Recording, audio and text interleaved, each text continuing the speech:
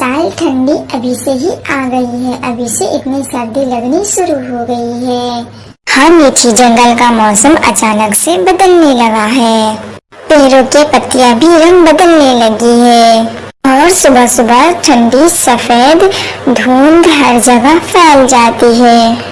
हाँ कबूतर हवा, आज तो इतनी ठंडी चल रही थी कि मैं अपने घर के बाहर एक साख पे बैठी हुई थी तो ठंड के मारे मेरे पंख ठंडे पड़ गए थे, वो काम नहीं कर रहे थे। अगले दिन जंगल में बहुत ज्यादा सर्दी बढ़ गई थी। जंगल के सभी पेड़ शांत खड़े हुए थे, हवाएं बहुत तेज चल रही थी। नदी पर धुंध की मोटी परत जम गई थी।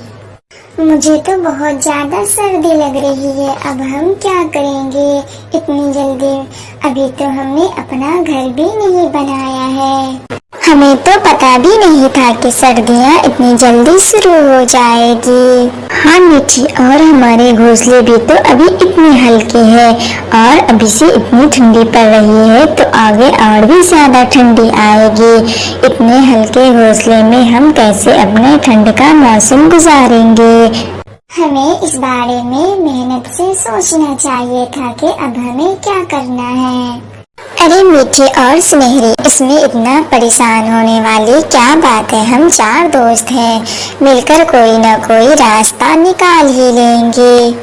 खबरदार मेरे दोस्तों, किसी को चिंता करने की कोई जरूरत नहीं है। आपका दोस्त मिट्ठू तोता तो है ही, तो इतना चिंता करने की कोई बात नहीं है। हमारे पास एक बहुत बेहतर आइडिया है। मीठी, सुनहरी, कबूतर सब मिट्ठू तोता की ओर देखने लगे। तो सुनो मेरे दोस्तों, मेरा आइडिया ये है कि हम सभी दोस्त मिलकर के एक कंबल का घर बनाएंगे और इस साल की ठंडी हम सब उसी कंबल के घर में गुजारेंगे, क्योंकि अलग अलग घर बनाना बहुत मुश्किल है। अचानक सर्दी इतनी बढ़ गई है।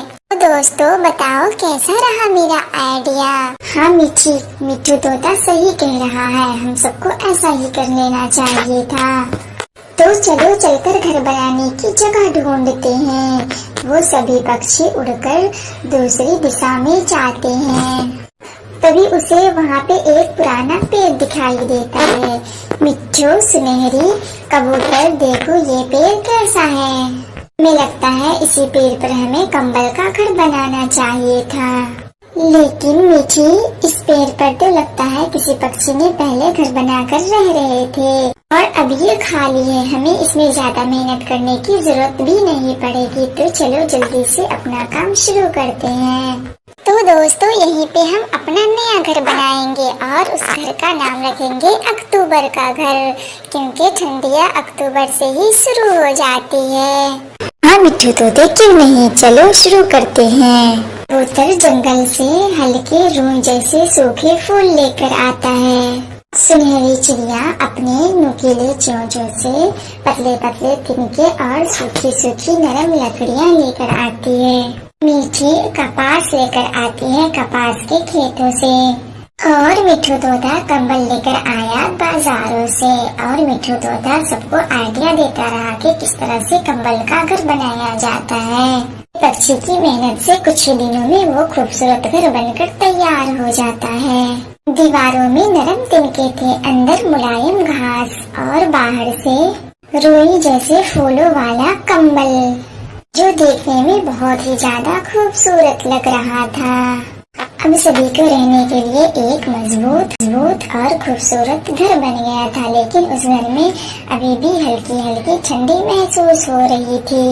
मिट्ठू तोते, तुम्हारा आइडिया तो कमाल का ही था। इस पूरे जंगल में किसी पक्षी के पास ऐसा खूबसूरत कंबल का घर नहीं है और ऐसा आइडिया भी किसी के पास पहले नहीं था। अब जंगल के पक्षियाँ हमारा ये कंबल वाला घर देख के घर बनाना शुरू कर देंगे। सुनहरी, मीठी, हम लोगों को बहुत ज्यादा भूख लगी हुई है। अब हम लोगों को खाना खाकर सो जाना चाहिए था। हाँ सुनहरी, मिट्ठू तोता सही कह रहा है, अब हमें खाकर सोना चाहिए था। जंगल में धीरे धीरे ठंड भी काफी बढ़ रही है। लेकिन मेरे दोस्तों, अब हमें अनाज भी तो इकट्ठे करने होंगे सर्दियों के लिए। हाँ, कल सुबह अगर मौसम अच्छा रहा तो हम सब जंगल में अनाज लाने के लिए चले जाएंगे और फिर अनाज इकट्ठे कर लेंगे। वो सब के सब सो जाते हैं।